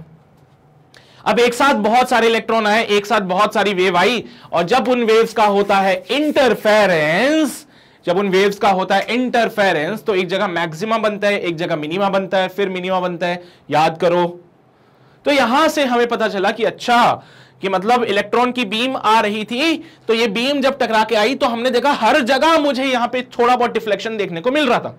अगर ये पार्टिकल होते तो सीधा सीधा एक जगह आ जाते, जैसे तुम भी तो करते हो। तुम्हारे पास बॉल है, तुमने बॉल को दीवार पे मारा तो एक बॉल एक ही जगह पे आती है। ऐसा थोड़ी होता है कि बॉल के टुकड़े टुकड़े हो गए और अलग अलग जगह पे बॉल गिर रही है जाके, होता है ऐसा? तुम्हारे पास बॉल है, बॉल को दीवार पे मारा तो दीवार पे जाने के बाद बॉल तुम्हारे हाथ में वापस आती है। ऐसा थोड़ी होती कि एक बॉल तुम्हारे हाथ में आई, उसका कुछ टुकड़ा तुम्हारे दोस्त के पास जा रहा है, एक टुकड़ा वहां जा रहा है, नहीं होता ना ऐसे। तो इलेक्ट्रॉन को भी कैसे तोड़ सकते हो तुम लोग? इलेक्ट्रॉन को कैसे तोड़ सकते हो? तो एक इलेक्ट्रॉन की बीम गई, पर सर रुको, ये तो बीम है, बीम में तो बहुत सारे इलेक्ट्रॉन्स होते हैं। आपने तो बॉल का एग्जांपल लिया, एक ही बॉल फेंकी थी। यहां पे इंसिडेंट इलेक्ट्रॉन बीम है, बीम के अंदर बहुत इलेक्ट्रॉन हो सकते हैं। तो इसके लिए उन्होंने और कंफर्मेशन दिया, उन्होंने बोला ठीक है, मान लो कुछ ऐसा अरेंजमेंट कर दिया जाए कि एक सिंगल इलेक्ट्रॉन जाए, मान लो एक ऐसा इंसिडेंट कर दिया जाए कि एक सिंगल इलेक्ट्रॉन इंसिडेंट कराएं, क्योंकि इलेक्ट्रॉन बीम में कुछ लोगों ने बोला कि इलेक्ट्रॉन बीम है, बहुत सारे इलेक्ट्रॉन होंगे, तो हो सकता है कुछ इलेक्ट्रॉन यहां चले गए, कुछ इलेक्ट्रॉन यहां चल गए। हमने मान ली बात ये वाली। तो उनको सेटिस्फाई करने के लिए बोला गया कि मान लो एक सिंगल इलेक्ट्रॉन आ रहा है यहां से, सिंगल इलेक्ट्रॉन जब आया तो भी आपको सेम रिजल्ट मिला, जब सिंगल इलेक्ट्रॉन यहां पे इंसिडेंट हुआ तो भी आपको सेम रिजल्ट मिला। एंड दैट शोस कि इलेक्ट्रॉन के पास वेव नेचर भी है, क्योंकि एक सिंगल इलेक्ट्रॉन, एक अकेला इलेक्ट्रॉन, लेकिन यहां पे भी वो डिफ्लेक्शन शो कर रहा है, यहां पे भी डिफ्लेक्शन शो कर रहा है। और ऐसा तो तभी हो सकता है ना सर, जब वो यहां से आए, टकराए, उसकी वेव होगी, वेव का इंटरफेरेंस होगा, इंटरफेरेंस होने से कुछ जगह पे मैक्सिमम मिलता है, कुछ जगह पे मिनिमम मिल सकता है। ये तो तभी पॉसिबल है जब उसका वेव नेचर होगा, नहीं तो एक इलेक्ट्रॉन, एक अकेला इलेक्ट्रॉन तीन जगह कैसे प्रेजेंट हो सकता है? फिर एक अकेला इलेक्ट्रॉन तीन जगह कैसे प्रेजेंट हो सकता है? ये तो तभी पॉसिबल है अगर इलेक्ट्रॉन के पास वेव नेचर है। तभी तो तुम कहते थे ना डिफ्रैक्शन, अरे यहां से डिफ्रैक्शन होने की वजह से लाइट को जाना यहां था, लेकिन वो यहां भी जा रही है, यहां भी जा रही है। अब इतनी सारी वेव यहां से आ रही है तो उनका कहीं ना कहीं कंस्ट्रक्टिव इंटरफेरेंस भी होगा, कहीं पे डिस्ट्रक्टिव भी होगा, तो कहीं पे मैक्सिमा भी मिलेगा, कहीं पे मिनिमा भी मिलेगा। समझ रहे हो ना यहां से तुम लोग बात को? पहले तो हमने इलेक्ट्रॉन बीम की बात बोली है, तो इलेक्ट्रॉन बीम को ही कंसीडर करना है। यहां पे ये बीम यहां पे इंसिडेंट होती है, डिफ्रैक्शन होता है, तो अलग अलग जगहों पे वो जाके इंसिडेंट होती है। तो कुछ जगह पे मुझे मैक्सिमा मिलता है, कुछ जगहों पे मुझे मिनिमा मिलता है। तो ये कैसे डिफाइन हुआ? तो ये तो बात तभी होती थी जब वेव होती थी, क्योंकि कोई वेव का जब कंस्ट्रक्टिव इंटरफेरेंस हो रहा होता था तो वो मैक्सिमा देती थी, और जब वेव्स की डिस्ट्रक्टिव इंटरफेरेंस होता था तो वो मिनिमा देते थे। यहां पे इलेक्ट्रॉन बीम आ रहा है, अगर पार्टिकल नेचर है तो फिर ऐसी कोई बात नहीं होनी चाहिए थी, बराबर बराबर सब जगह इलेक्ट्रॉन बिखरने चाहिए थे जाके। अगर ये इलेक्ट्रॉन पार्टिकल होता तो बराबर से यहां पे सारी जगह बराबर बराबर इलेक्ट्रॉन जाने चाहिए थे, पर ऐसा नहीं हुआ। कुछ जगह पे ज्यादा गए, कुछ जगह पे कम हुए, मतलब कंस्ट्रक्टिव हुआ कुछ जगह पे डिस्ट्रक्टिव हुआ। फिर उन्होंने बोला कि ठीक है, समझ गए वाली बात। आपने बोला इलेक्ट्रॉन बीम है, तो बीम में तो बहुत सारे इलेक्ट्रॉन्स है, तो एक सिंगल इलेक्ट्रॉन से भी करके देखा, सेम रिजल्ट मिला। तो यहां से उनको ये चीज अश्योर्ड हो गई कि भाई ठीक है, जो इलेक्ट्रॉन है वो एक वेव नेचर को भी रिप्रेजेंट करता है। तो बेसिकली ये पूरा इनका एनालिसिस था डेविसन का और जर्मर का, ठीक है। ऐसा ग्राफ उन्होंने बनाया था और ग्राफ में यही बोला कि जब 50 डिग्री होगा तो यहाँ पे मैक्सिमम नंबर ऑफ इलेक्ट्रॉन्स जो है वो इंसिडेंट होंगे और डिफ्लेक्शन भी मैक्सिमम होगा, ठीक है। मैक्सिमा कहाँ मिलता है? 50 डिग्री पे, ठीक है। तो इसको नोट करना चाहो तो कर सकते हो तुम लोग, तुम्हारी इच्छा श्रद्धा है ये पूरी पार्ट। कर लिया नोट सभी ने? सभी ने कर लिया नोट? ये भी नोट करो, ये भी कर लिया नोट सभी ने? बहुत बढ़िया, शाबाश। अब बात ये आई कि ठीक है सर, मैक्सिमा मिला, हम भी बात समझ गए, पर इसको जो डी ब्रोगली अंकल है उनसे कैसे रिलेट करें, है ना। मतलब डी ब्रोगली अंकल ने जो बातें बोली थी उससे कैसे रिलेट करें। तो पहली बात तो समझना जरूरी है कि यहाँ पे जो लाइट इंसिडेंट हो रही थी निकल पे, उसका डिफ्रेक्शन कैसे हुआ, वो रिफ्लेक्ट कैसे होके आई, है ना। ये बात समझना बहुत जरूरी है, क्योंकि उन्होंने एक्सपेरिमेंट समझाया, एक्सपेरिमेंट समझा के उनका काम खत्म हो गया। बट ये समझना जरूरी था हम लोगों के लिए कि जो कंस्ट्रक्टिव इंटरफेरेंस की बातें आप कर रहे थे वो हो कैसे रहा था, कैसे वहां पे आपने बता दिया कि यहाँ पे मैक्सिमा मिल रहा है, यहाँ पे मिनिमा मिल रहा है। उसके लिए कुछ बातें होना जरूरी है, कुछ इक्वेशन होना जरूरी है, क्योंकि जब हम YDSC पढ़ते थे तो वहां पे तो हमने बाकायदा इक्वेशन लिखी थी कंस्ट्रक्टिव इंटरफेरेंस की और डिस्ट्रक्टिव इंटरफेरेंस की। तो आपके पास कहां है वो इक्वेशंस? तो उन चीजों को समझने के लिए हमारे पास ब्रैग्स लॉ है, ठीक है। तो अब हम बात करते हैं ब्रैग्स लॉ की, जहां से हम ये बता पाए इक्वेशंस के थ्रू कि यार हाँ, यहां पे एक कंस्ट्रक्टिव इंटरफेरेंस हो रहा था, ब्रैग्स लॉ, ठीक है। तो क्या कहते हैं ब्रैग अंकल के हमारे लॉ? तो उन्होंने बोला कि भाई तुम्हारे पास वो निकल का क्रिस्टल था, तो उस क्रिस्टल में कुछ लेयर्स होती हैं।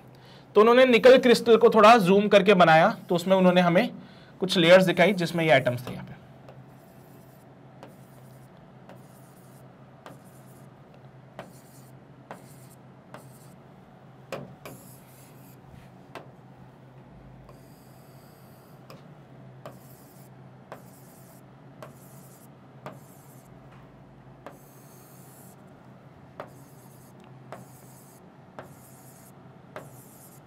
ठीक है, तो इन्होंने क्या किया, एक निकल क्रिस्टल पकड़ा, निकल क्रिस्टल को उन्होंने बनाया, और निकल क्रिस्टल को जब उन्होंने बनाया तो उन्होंने बोला इसमें भाई बीच में यहाँ पे लेयर्स है, एटॉमिक लेयर्स जिसको कह सकते हैं हम लोग।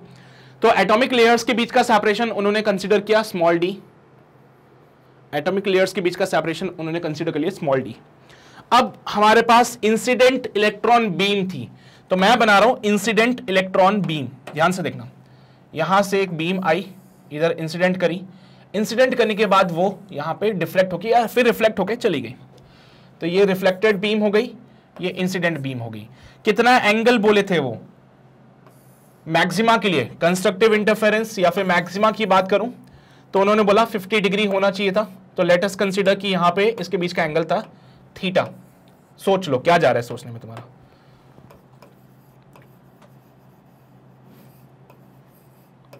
ब्रैग्स लॉ, ठीक है। तो इंसिडेंट इलेक्ट्रॉन बीम और रिफ्लेक्टेड इलेक्ट्रॉन बीम के बीच का एंगल जो हो गया थीटा, ठीक है। यहां से लेट अस कंसीडर कि जो एटॉमिक लेयर के साथ ये एंगल बना रहे इंसिडेंट बीम, वो अल्फा हो जाएगा। इंसिडेंट बीम जो एटॉमिक लेयर के साथ एंगल बना रहे वो अल्फा बना रहे, सोच लो। अब हुआ यूं कि एक बीम के अलावा एक और बीम बना लेते, एक और बीम बना लेते। सो ये दिस इज द बीम 2, और यहां पे ऐसे चलेगी। अब ध्यान से देखना, आपसे क्या बोला गया कि भाई हमने दो बीम्स बना ली, ये क्रिस्टल से रिफ्लेक्शन, जो डिफ्रैक्शन वाला पार्ट हो रहा है वो हो रहा था, ठीक है। क्या हो रहा था, क्रिस्टल से डिफ्रैक्शन हो रहा था। यहां पे इंटर एटॉमिक लेयर्स जो है वो कितनी है, डी है। यहां पे अल्फा जो है एंगल बिटवीन इंसिडेंट वेव है और एटॉमिक लेयर है, ठीक है। अल्फा क्या है, angle between incident wave and atomic layer. चलो भाई बहुत बढ़िया, दो वेव्स मैंने बनाई, यहां से ये इंसिडेंट वाली बीम हो गई, वो रिफ्लेक्टेड वाली बीम हो गई, ठीक है। अगर मैं बोलूं कि बीम 1 के रेस्पेक्ट में सेकंड वाले ने कुछ एक्स्ट्रा चला है क्या, तो तुम भी सोचोगे चला होगा। देखते कितना एक्स्ट्रा चला है। इसको जरा यहां पे देखो, इसको पीछे एक्सटेंड करा, इसको यहां पे पीछे एक्सटेंड करा, तो मैंने देखा कि यहां पे जो सेकंड वाली बीम है वो पहले के रेस्पेक्ट में ज्यादा चली है यार, जो सेकंड वाली बीम है वो पहले के रेस्पेक्ट में ज्यादा चली। कितना? मैं यहां पे एक पॉइंट मार्क कर देता हूं, यहां पे एक पॉइंट मार्क करता हूं। Let's say this is point A, this is point B and this is point C. हाँ सर, जो पहली वेव है वो कम डिस्टेंस ट्रेवल करी है और जो सेकंड वेव है वो ज्यादा डिस्टेंस ट्रेवल करी। तो वे सेकंड वाली वेव ने कितना एक्स्ट्रा डिस्टेंस ट्रेवल किया जरा देखो यहां पे। तो extra path travelled by the wave 2, extra path travelled by second beam is given by AB plus BC, AB plus BC. Extra path traveled by the second beam is given by AB plus BC. क्या करने जा रहे हैं हम लोग? जैसे तुमने YDSC में इंटरफेरेंस के टाइम पे इक्वेशंस पढ़ी थी, कंस्ट्रक्टिव इंटरफेरेंस के लिए इक्वेशन थी, डिस्ट्रक्टिव इंटरफेरेंस के लिए इक्वेशन थी, वैसे ही यहां पे भी जब आपने बोला कि इलेक्ट्रॉन बीम निकल से टकरा के जब वहां पे डिटेक्टर के पास जा रही थी तो कुछ जगह मुझे मैक्सिमा मिल रहा था, कुछ जगह मिनिमा मिल रहा था। तो उसके लिए भी कोई इक्वेशन बता दो, मैक्सिमा बनेगा या मिनिमा बनेगा, उसके लिए कुछ इक्वेशंस बनाओ। तो मैं तुम्हें डिफाइन कर रहा हूं मैक्सिमा के लिए कि यहां पे जब कंस्ट्रक्टिव पार्ट बन रहा था, जो मैक्सिमा मिल रहा था, तो उसके लिए इक्वेशन डिफाइन करते हैं। यहां पे मैंने बोला एक बीम आई, ये पूरा हमने निकल का क्रिस्टल बनाया बेटा, this is your nickel crystal. ये क्या है? एटॉमिक लेयर्स है बेटा, ये सारी क्या बनाई है? एटॉमिक लेयर्स है। एटम्स अवेलेबल है यहां पे, दो एटॉमिक लेयर्स के बीच का सेपरेशन डी ले लिया मैंने। Theta is the angle between the incident beam and the reflected one. Alpha is the angle between the incident beam and the atomic layer. यहां तक तो सब बढ़िया चल रहा था। मैंने सेकंड बीम को देखा तो मुझे लगा कि यार सेकंड बीम बेचारी कुछ एक्स्ट्रा डिस्टेंस चली है। कितना एक्स्ट्रा डिस्टेंस चली है? AB plus BC, AB plus BC, this is the extra distance travelled by the second beam. मैंने लिख दिया। क्या ये पाथ डिफरेंस हो जाएगा बेटा दोनों बीम का? तो मैंने बोला यही हमारा पाथ डिफरेंस भी हो जाएगा।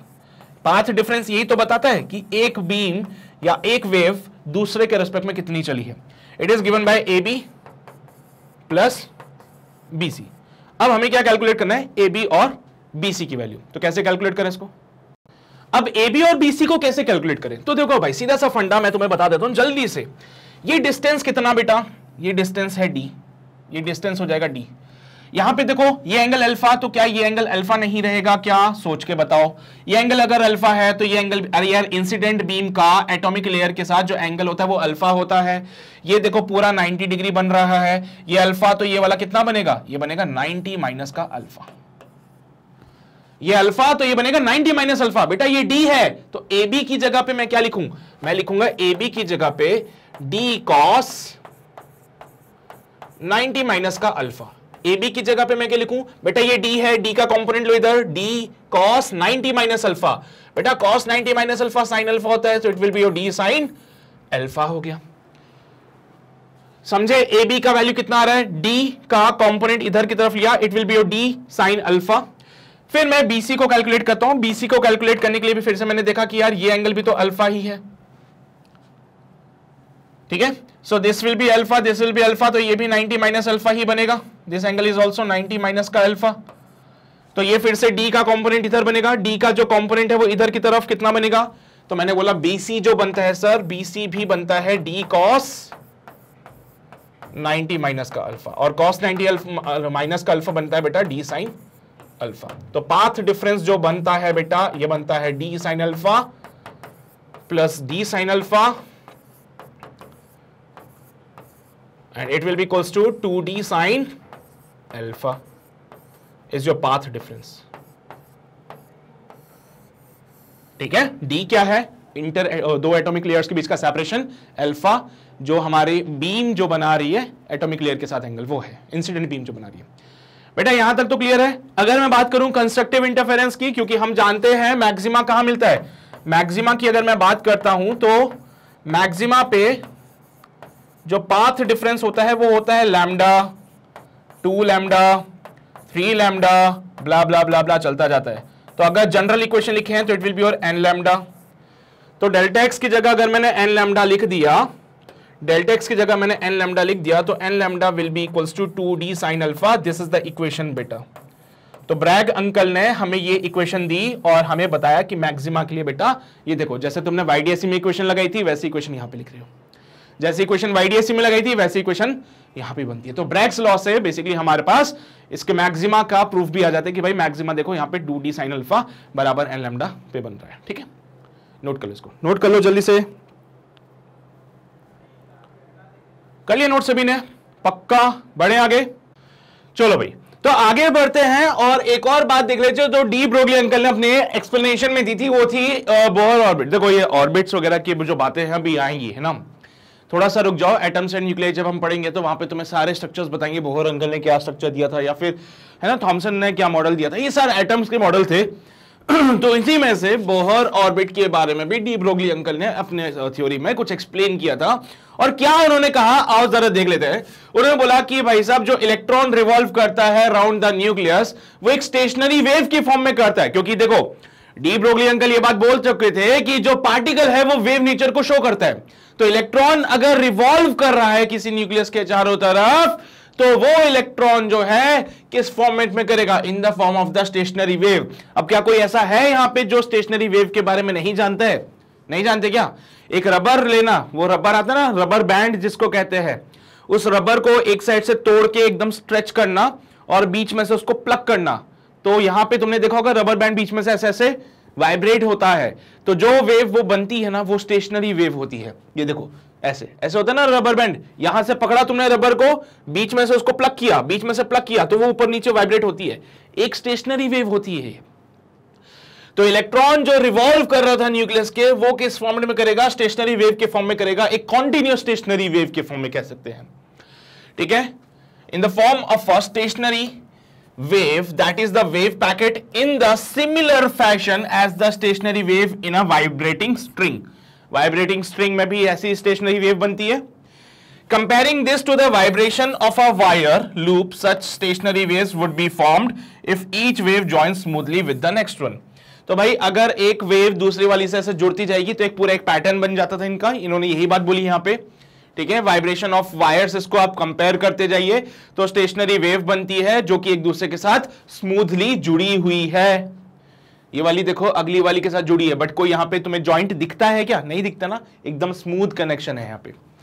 In other words the number of wavelength must be N integer. तो यहां पे जो वेवलेंथ के नंबर बनेंगे बेटा, क्योंकि स्टेशनरी वेव है, वेवलेंथ बना, वेवलेंथ का जो नंबर होगा वो एक इंटीजर होगा यहां पे। ठीक है, उन्होंने क्या बोला कि जो वेवलेंथ का जो नंबर होगा यहां पे वो क्या होगा? एक इंटीजर होगा, क्योंकि यहां स्टेशनरी वेव बन रही है तो एक वेवलेंथ, दूसरा वेवलेंथ, तीसरा वेवलेंथ, चौथा, पांचवा, छठा, सातवां, आठवां, 8 वेवलेंथ बने। तो बेसिकली जो नंबर ऑफ वेवलेंथ यहां पे हमें मिल रही है ना वो एक इंटीजर होना चाहिए। उसके लिए इन्होंने एक फॉर्मूला भी दिया था, वो फॉर्मूला भी मैं तुम्हें बताता हूं, लेकिन पहले इसको नोट कर लीजिए। इसके लिए एक फॉर्मूला भी उन्होंने दिया, वो फॉर्मूला भी मैं तुम्हें बताऊंगा भी, पर इसको नोट कर लीजिए पहले। किया नोट सभी ने? चलो भी, बहुत शानदार, आगे बढ़ते हैं हम लोग। यहां पे देखिए, an electron can circle round an atomic nucleus without radiating energy if the circumference of its orbit, point to be noted my lord, circumference of its orbit is an integral multiple of the electron wavelength, is the integral multiple of the electron wavelength। तो देखो बेटा ये circumference 2 pi r n lambda के बराबर है, n should be a integer। बेटा n क्या होगा यहाँ पे? n जो है वो एक इंटीजर है, n जो है वो क्या है? इंटीजर है। देखो यहां पे ऐसे ही वो क्या कर रहा था, स्टेशनरी वेव बना रहा था, तो this is a single wavelength, this is a single wavelength.